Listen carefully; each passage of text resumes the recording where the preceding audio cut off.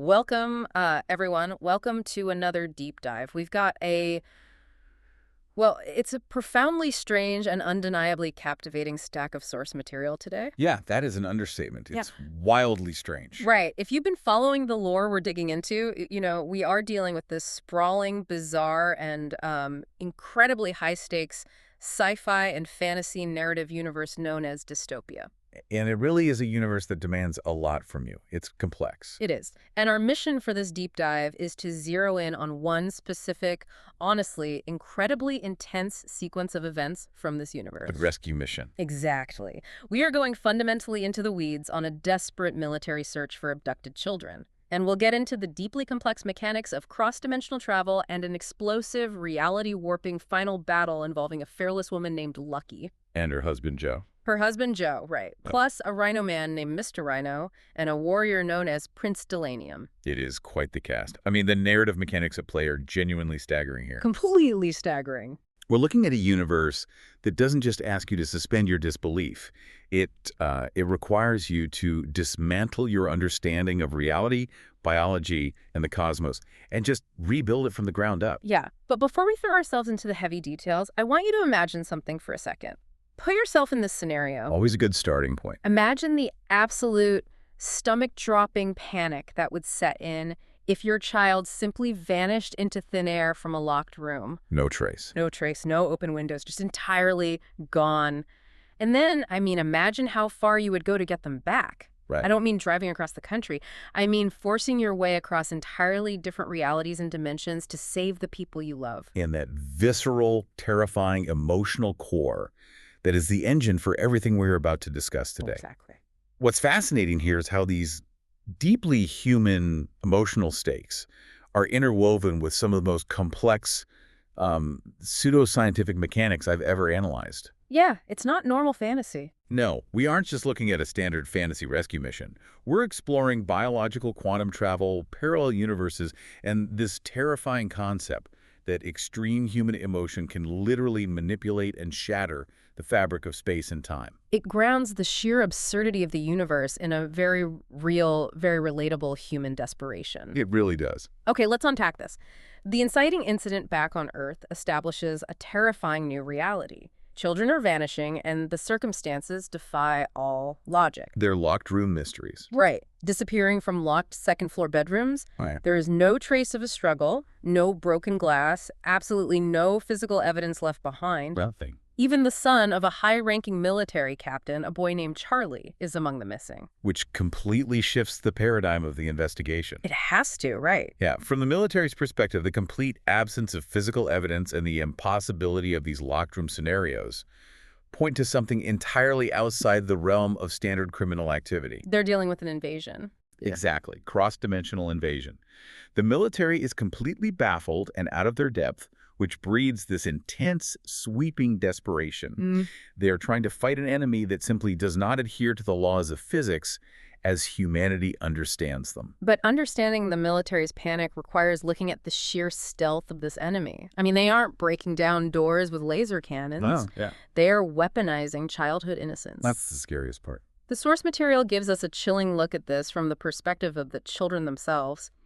It sets the scene at a local outdoor pool on a totally normal, hot summer day. Very suburban, very familiar. You have kids playing Marco Polo and another game called, Sealman Swimmer. Sealman swimmer, yeah. They're splashing around, completely carefree, but then, as kids do, they get hungry and pool their coins together to buy hot chips from the canteen.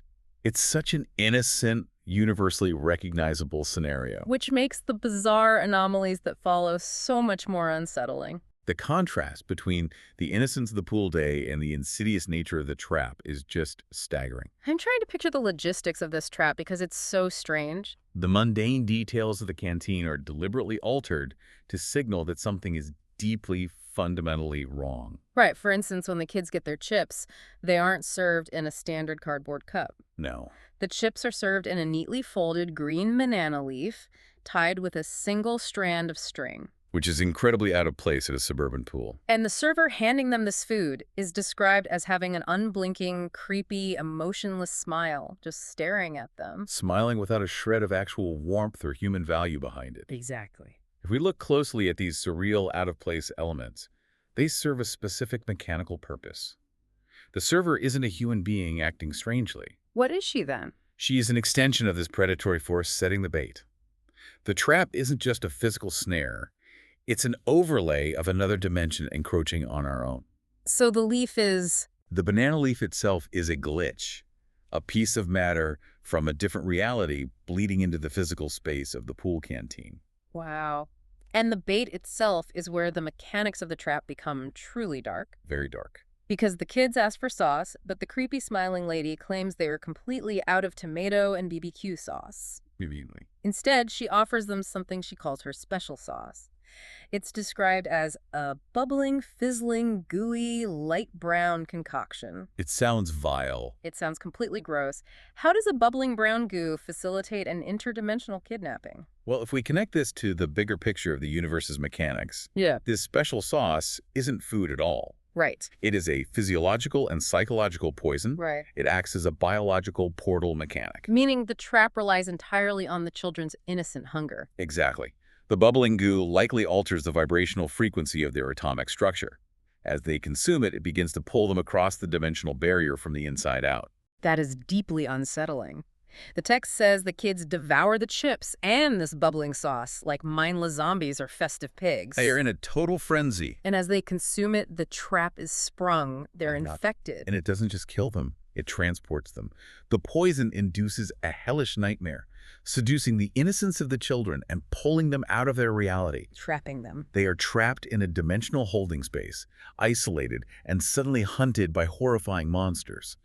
It weaponizes their fundamental physiological needs to breach the dimensional barrier. So you eat something weird at the pool and suddenly you are ripped from Earth. Pretty much. And meanwhile, the military is dealing with this impossible, invisible threat. To figure out what is going on, we are taken deep underground to a top-secret military base. Sublevel 10147. Sublevel 1147. Sirens are blaring. Red and white lights are flashing. The entire facility is in full quarantine and lockdown. It's pure chaos. Panic mode. And in the midst of this, we are introduced to the intelligence they're relying on. And I have to admit, I was completely thrown by this. Oh, it's wild. The military isn't using a standard supercomputer or an AI.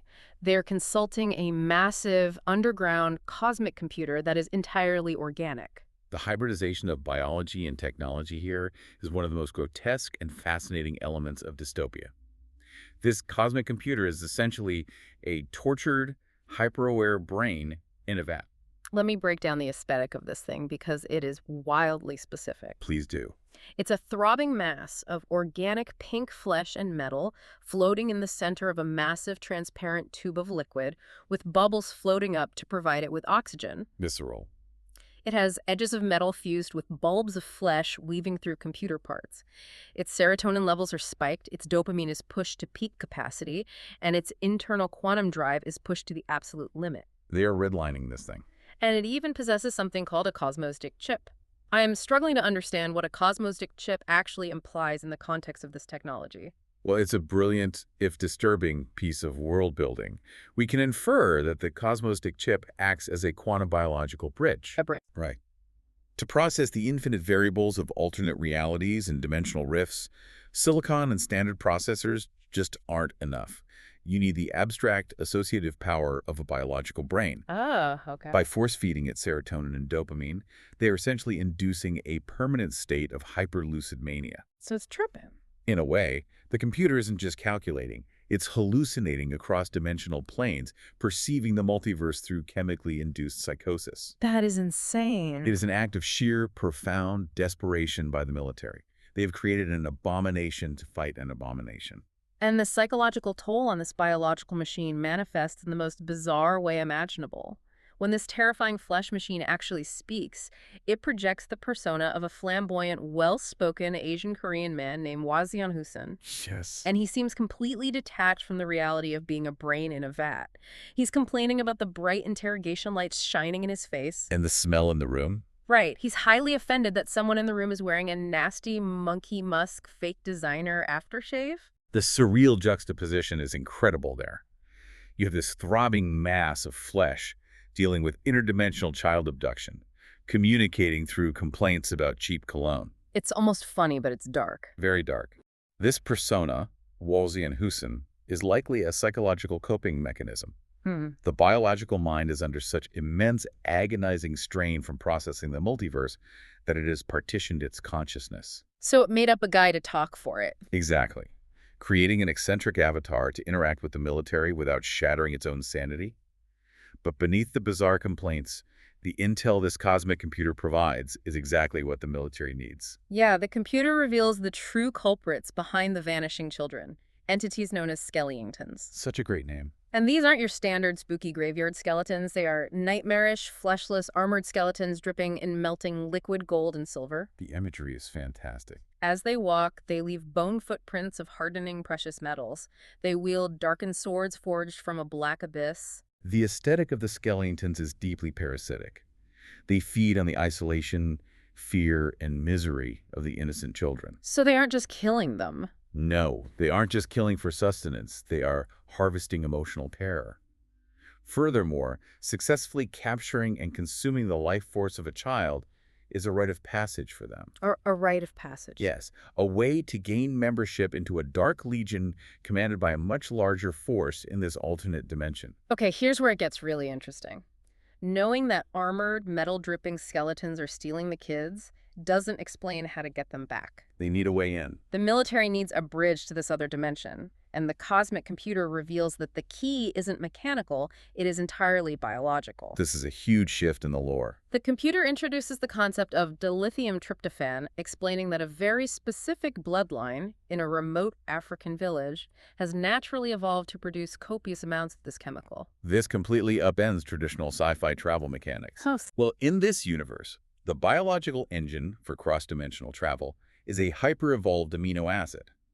The dilithium tryptophan grants these specific humans the innate ability to mentally and physically astral project. just naturally. Naturally, when their brains are pushed to the limit, the chemical acts as a dimensional conduit, allowing them to literally cross over into parallel universes. I'm trying to wrap my head around how human DNA bridges a quantum gap. It's complicated. So the military launches a desperate raid on this remote village to secure an individual with this bloodline. We follow a soldier named Joe. Who is the husband of our protagonist, Lucky? Right, Joe. He kicks down the door of a mud hut and is immediately confronted by a mother fiercely shielding her teenage daughter, Nina. And the way this biological mechanic is activated is just sheer sensory overload. It isn't a calm, calculated scientific process. It is violent and purely defensive. The extreme emotional distress triggers the dilithium tryptophan. The mother releases this piercing, vibrating scream that echoes right through Joe. He feels like his head is going to physically explode. The sound itself is a weapon. Then, the daughter, Nina, reaches out her hand, physically squeezes the air itself, cupping the surrounding energy, and suddenly, poof, Joe vanishes from the room. Just gone. How does a scream and a hand gesture destabilize reality? Because the scream isn't just loud, it's a resonant frequency. The mother and daughter are instinctively utilizing the dilithium in their system to vibrate at a frequency that clashes with the local dimensional membrane. So they're shaking reality. Right. And by cupping the air, Nina is manipulating the localized spatial anomaly they've created. They forcibly expel Joe from his current reality, pushing him into the multiverse, specifically into the realm of dystopia. It's a biological defense mechanism that literally tears a hole in the universe. Exactly. But the multiverse is unpredictable. Joe disappears into dystopia. 3 days pass at the military base, and he is presumed dead. But then Then a Joe reappears. He walks right back into the base. But it's not the same man. The universe has delivered an alternate Joe from a parallel reality. In this alternate Joe's timeline, he and Lucky didn't have a son. They had a daughter. the ontological shock of this moment is staggering.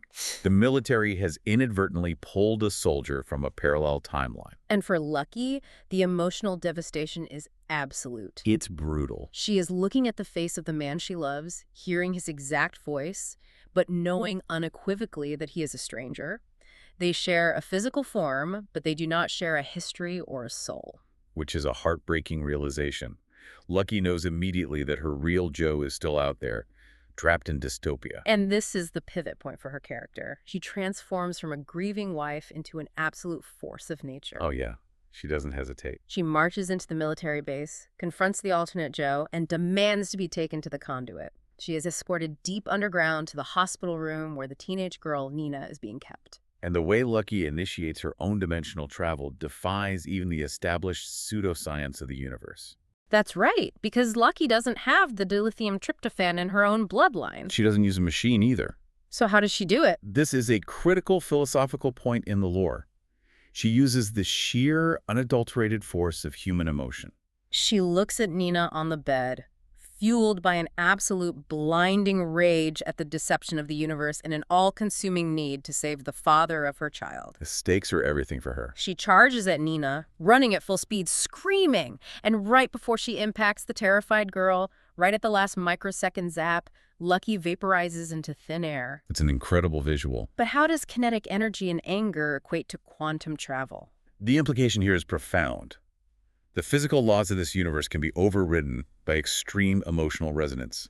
Lucky's love and rage reach a frequency that matches the dimensional threshold. So she creates her own frequency. Right, because she is in the presence of a conduit, Nina, whose mere proximity weakens the veil between worlds. Lucky's intense emotional kinetic energy acts as the final hammer blow that shatters the barrier. She literally wills herself into another dimension through the sheer gravity of her desperation. She tears a hole in reality with love and anger. It's incredible. And it works. Yeah. Lucky materializes in dystopia. The environment she arrives in is completely alien and surreal. Very atmospheric. She awakes from a deep, dreamlike coma and finds herself walking through thick water weaves. It's a dark, night-lit environment with unfamiliar star formations. Totally alien sky. She steps onto the edge of a mill pond covered in a rolling, intentional mist. I have to ask, what exactly are water weaves? The environment of dystopia is consistently described as being responsive and fluid. Water weaves implies she is literally walking through localized patches of incredibly dense humidity, or areas where the gravity of water behaves differently, weaving through the air like fabric. That's a wild concept. And the rolling mist isn't just weather, it has intention. The ecosystem itself is alive and reacts to the entities within it. Right, and out of that intentional mist, a small wooden boat approaches the shore. This is where we are introduced to Prince Delenium Dracofi. A great character entrance. He's a wild warrior prince, wearing leather and armor, sporting mud-rusted blonde locks. And he's flanked by two armored boarmen. Podge and Pickle. Podge and Pickle, yes. He steps off his boat as it hits the shore, draws his sword, and points it directly at Lucky's throat. But the standoff immediately shifts into a bizarre dimensional paradox. As they lock eyes, they realize they look incredibly similar. The same height, the same shaped face, the same colored eyes. They look like long-lost twins or siblings from alternate realities. So they're related. It highly suggests a soul lineage across the multiverse. The prince and Lucky are fundamentally connected on a quantum level. And the prince senses this deep kinship. He lowers his sword but delivers a stark, urgent warning. He tells Lucky she has very little time and must move quickly. Because of what's happening to her hand. Right. As she looks down, she realizes that her physical hand is melting the environment she touches. Why is she suddenly toxic to this world? It's the physics of the universe rejecting a foreign variable. Because Lucky forced her way into a dimension she doesn't biologically belong in, her very presence is a corrosive anomaly. She's a glitch in their system. Exactly. The longer she stays, the more damage she causes to the fabric of that reality. It puts a massive ticking clock on her rescue mission. She has to find Joe, find the kids, and get out before her mere existence unravels the world around her. It's a brilliant constraint on the narrative. The prince gets back in his boat and disappears into the fog. Now the perspective shifts across the lake, and we get one of the most fascinating meta-narrative moments I've ever seen. Oh, this part is brilliant. Nestled in the land is a tin hut surrounded by organic gardens. Sitting inside, looking out a window lit by a flickering purple glow, is Mr. Rhino. Enter Mr. Rhino. He is a massive gray humanoid rhinoceros man wearing faded bluish overalls and a tool vest. He's sitting in his armchair eating organic wafers and cricket jam.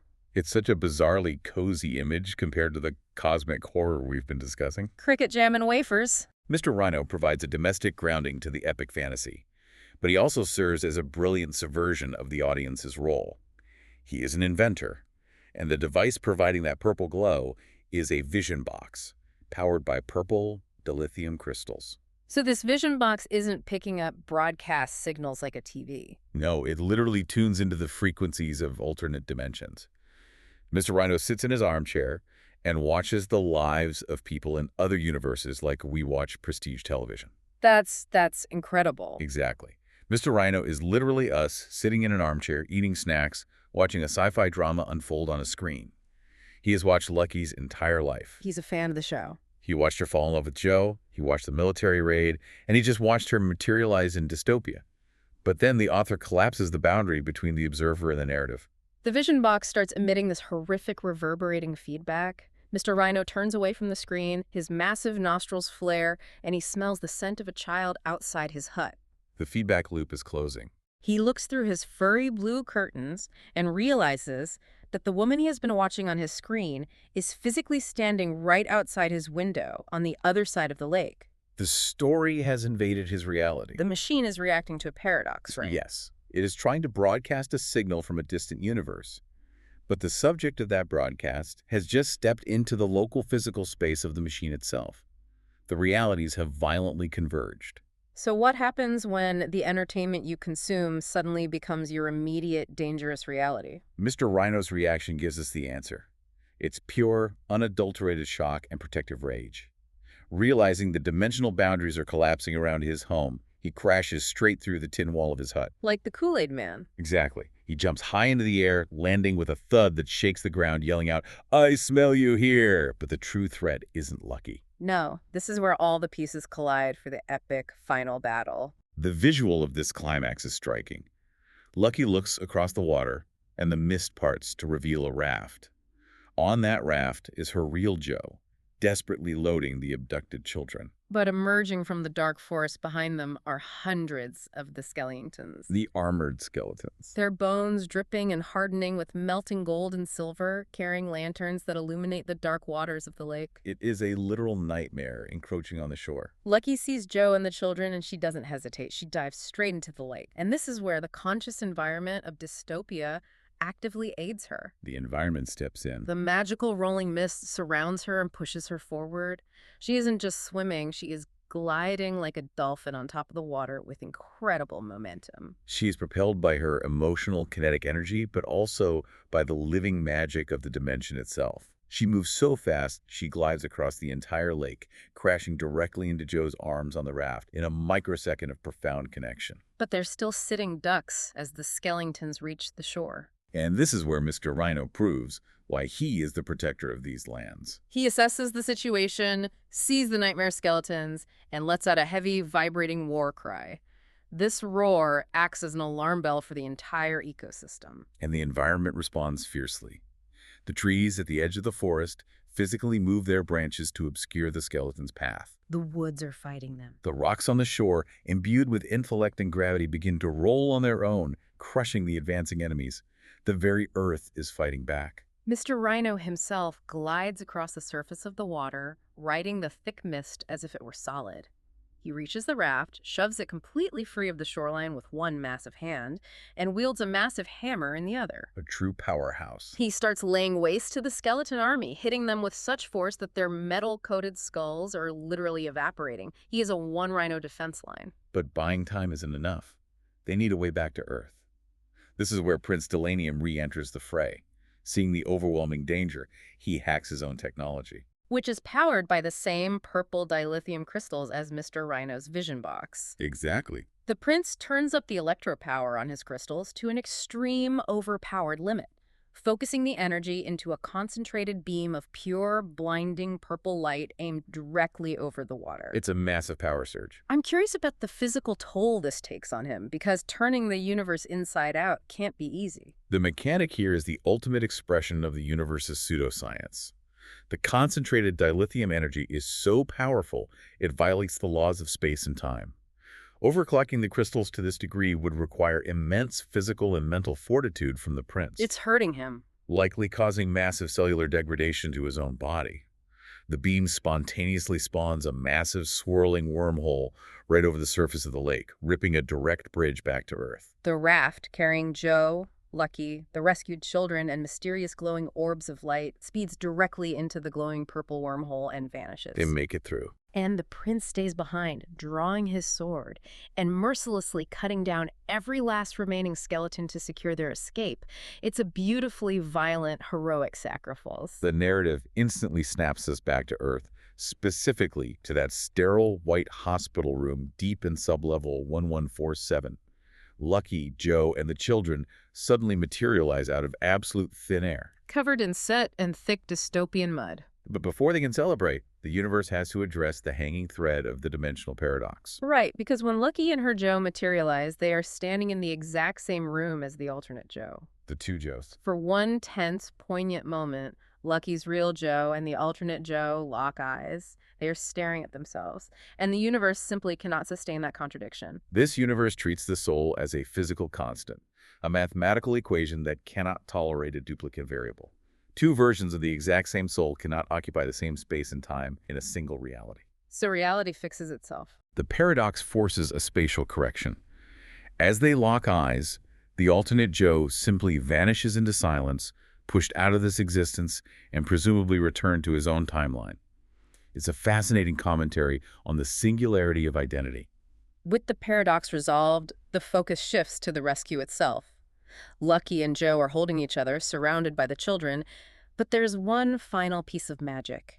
Those glowing orbs of light that followed them back on the raft. Yes. The lore reveals these are the detached souls of the children, harvested by the skeletons. The physical passage back through the wormhole seemingly restores the connection between the soul and the physical plane. The room is filled with these glowing orbs dancing in the air. One by one, they start to pop, transforming back into the living, breathing, rescued children. Including Charlie. Charlie, the captain's son, steps forward with tears in his eyes. He whispers to Joe, telling him that without his leadership in that dark forest, they all would have been dead. The gratitude is immense. And as he speaks, the sterile military room fills with a blinding, warm, heavenly light. It's a pure light of euphoria and love, emanating from the restored souls of the innocent. It is the emotional catharsis of the entire narrative, perfectly balancing the heavy metal violence of the dystopian battle with a profound sense of spiritual and emotional redemption. So what does this all mean? We have gone deep into a universe where hot chips are dimensional poison, where organic cosmic computers complain about cheap cologne, and where warrior princes and rhino men battle metal-dripping skeletons. It's a lot to take in. But if we connect all these wild mechanics back to the bigger picture, the thematic core is clear. The physics of dystopia suggests that there is no cosmic force, no quantum machine, more powerful than human willpower and the instinct to protect the innocent. Love and sheer determination can literally tear holes in the fabric of reality. It asks us to consider the sheer gravity of our own emotional resonance. If extreme emotion can override the fundamental laws of physics in this universe, it positions the human heart not just as a biological organ, but as an active, potent force of cosmic creation and destruction. Which leaves you with a lingering thought to carry with you. The source material features a theorist who suggests our entire universe might just be a fragile soap bubble of a thought, passing in and out of existence in a much larger cosmic mind. That's a staggering thought. If that's true, and if strong enough emotions can rip through the veil to a place like dystopia, what alternate versions of you are out there right now? Are there versions of you fighting unimaginable battles in bizarre dimensions, swinging swords alongside rhino men, just waiting for the mist to part? A fascinating possibility. Keep that in mind the next time you feel the weight of your own reality. I want to thank you for joining us on this deep dive. Keep questioning, keep wondering, and keep exploring the unknown.